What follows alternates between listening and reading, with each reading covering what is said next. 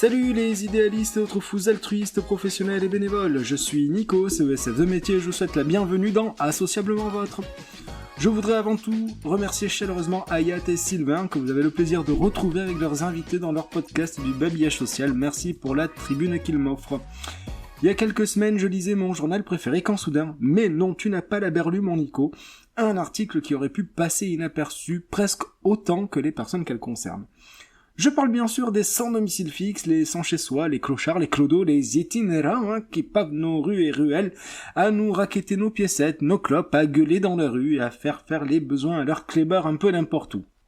L'INSEE, qui mène actuellement une enquête nationale nommée sans domicile, estime à un peu plus de 300 000 personnes la population de sans-abri en France métropolitaine en 2024. Alors dès les premières lignes, qu'apprends-je ? Que la durée de vie moyenne des SDF fait chuter la durée moyenne de vie du reste de la population. C'est-à-dire que les 855 personnes qui nous ont quittés en 2024 sont morts en moyenne à 48 ans, alors qu'en moyenne les Français vivent jusqu'à 82,4 ans. Et en plus, ils meurent un peu n'importe où, sur des voies publiques, des cages d'escalier, des abris de fortune, des cabanes de chantier, ou dans les souterrains des métros. Ils ne respectent vraiment rien. Tout ça pour faire un peu parler d'elles. Malheureusement, ces invisibles se transforment définitivement avec leur mort en indifférés. 20% d'entre elles connaissent une mort violente de type accident ou agression. Les politiques qui se sont succédés depuis des décennies ont tenté, que dis-je, ont parlé de régler le problème et atteindre le fameux 0 personnes vivant à la rue. Monsieur Jospin l'avait inclus dans son programme lors de la présidentielle de 2002 alors qu'on se dandinait sur les Wizards et leur Island in the Sun, promettant la fin du sans-abrisme en 2007. Monsieur Sarkozy a renouvelé ce vœu pieux pour fin 2008, quand Monsieur Macron avait fixé ce même objectif à fin 2017. Hasard du calendrier, Monica Bellucci, Brahim Malouf et M reprenaient alors parole, comme quoi. J'ai envie de dire same player, play again. Alors, me direz-vous, encore un travailleur social jamais content, toujours insatisfait. Et c'est pas faux, mais pas tout juste non plus.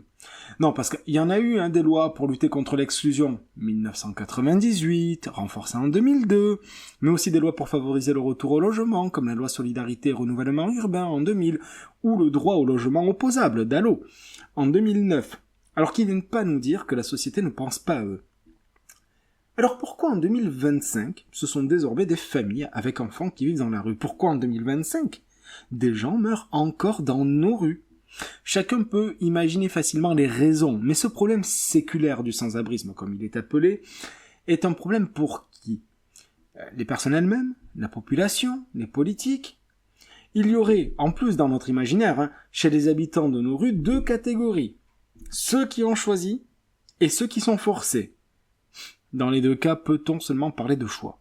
Je veux dire, quand est-ce que le gars s'est dit un matin « Ma vie, c'est dans la rue, au froid l'hiver et au chaud, très chaud l'été, à taper la manche à la sortie du supermarché ». Ce que je dis, pour l'avoir vu, c'est que les rangs ne laissent que peu de possibilités d'insertion sans un accompagnement social adapté, fort dans la temporalité de la personne accompagnée et d'une complète prise en compte de ces problématiques. Rappelons-nous seulement que le passage de la rue à la vie dans un logement n'est pas aussi simple, tant le conformisme du principe de la location vient s'entrechoquer avec des habitudes que la personne a développées en vivant à la rue un certain temps. La priorité de se mettre à l'abri pour une nuit ou 2 est une réalité. De là à se ranger et à, adhérer au principe locatif, le chemin est long. C'est un marathon mélangé à du steeple, pas 400 mètres bien couru dans un couloir avec un joli tracé. Certains ne paieront pas le loyer ou l'assurance habitation. Ils aideront les potes à la rue, continueront de se rendre sur les lieux d'accueil de leurs congénères, rendre fous les travailleurs sociaux qui les accompagnent, forcément. Mais c'est là tout l'intérêt du logement d'abord. Des accueils de jour ferment à droite à gauche. Les lignes du 115 sont saturées d'appels de personnes en demande d'hébergement d'urgence. Les places disponibles pour offrir un lieu où dormir la nuit et manger au chaud n'augmentent pas. Et tous les départements métropolitains ne sont même pas munis d'un SAMU social. Alors on peut se poser la question de savoir comment nos politiques pensent réaliser leur objectif du 0 sans-abri. Ou alors, non mais là je pousse. Ah, sinon on continue comme ça, c'est-à-dire qu'on laisse 0,28% d'entre eux mourir tous les ans à la rue, on espère que le nombre de nouveaux résidents de la rue n'augmente pas, et dans 357 ans, le problème est réglé. C'était Associablement Vôtre, on se retrouve le mois prochain.